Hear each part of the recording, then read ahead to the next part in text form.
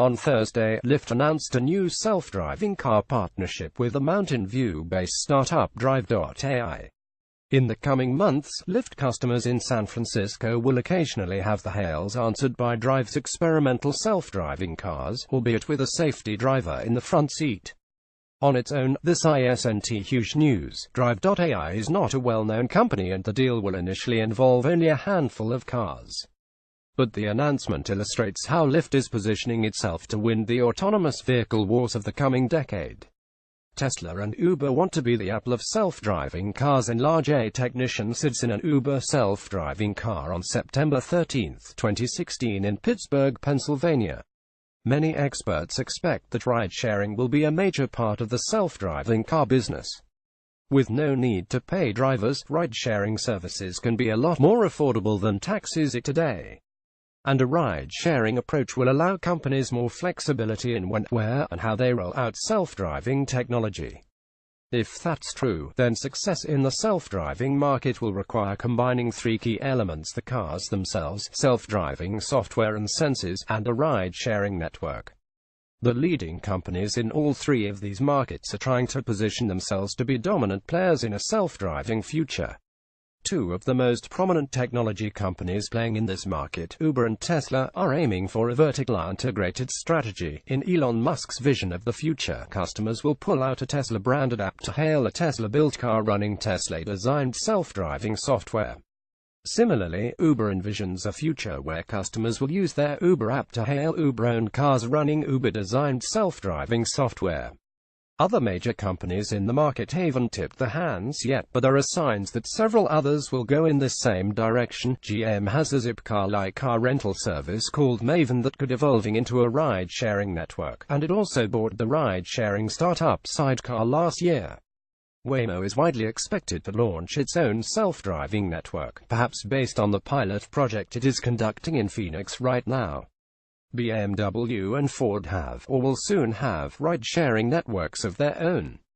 In short, a lot of companies are aiming to be the Apple of self-driving cars, offering a vertically integrated product where one company controls multiple levels of the technology stack: the ride-sharing network, the self-driving technology, and in some cases the car itself. Lyft wants to be the Android of autonomous vehicles in large San Francisco, California, January 31, and AM sits on the dashboard of a Lyft driver's car on January 31, 2017 in San Francisco, California. Photo by Kelly Sullivan. GT images for Lyft. In contrast, Lyft is pursuing a strategy that's something like the Android strategy Google pursued a decade ago, offering a recognizable brand and an open technology platform that's available for use by a bunch of different partners. No one knows which companies or technologies will win the self-driving market in the coming decade. The beauty of Lyft's strategy is that Lyft doesn't need to answer these questions ahead of time. By making deals with a wide range of companies, Lyft improves its odds of being a key player regardless of how the market shakes out. Standing between customers and a wide range of self-driving car companies, it will be easy for Lyft to take a modest cut of every ride. Lyft took a $500 million investment from GM last year, and the two companies will reportedly add thousands of self-driving Bolts, probably with safety drivers at first, to the Lyft network in 2018. It has signed a deal with Waymo to test self-driving cars on its network, too. Of course, as we've seen, GM and Waymo may try to launch their own ride-sharing networks. That's why deals with smaller companies are important to Lyft's strategy. By working with smaller companies that don't have strong brands of their own, Lyft ensures it will have a strong offering even if the big guys pull out of Lyft's network. And it's possible that one of those startups will beat Waymo, GM, and other major players to market. In June, Lyft announced it was partnering with Nutonomy, a Boston-area self-driving startup that was spun off from MIT. While not widely known by the general public, Nutonomy has a strong reputation in the self-driving world and has been testing self-driving cars in Singapore since last year. Now it's adding Drive.ai, another self-driving startup that's well respected in the self-driving world but not a household name. Drive.ai is a good fit for Lyft. Drive.ai's cars have sensors and a display for communicating with other cars on top. In June, I visited Drive's corporate headquarters in a low-slung suburban office park.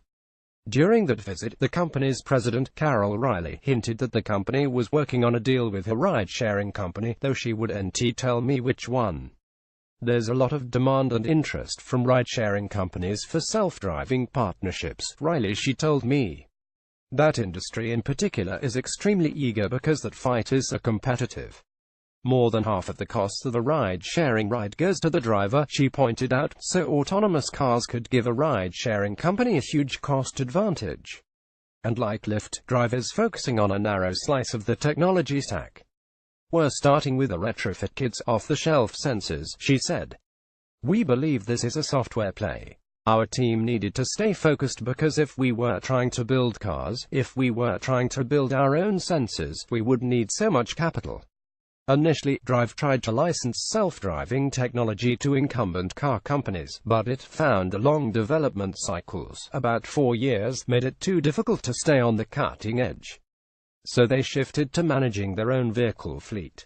In addition to partnering with Lyft, Drive also offers mobility services to corporate customers, helping them move people and packages on an on-demand, turnkey basis.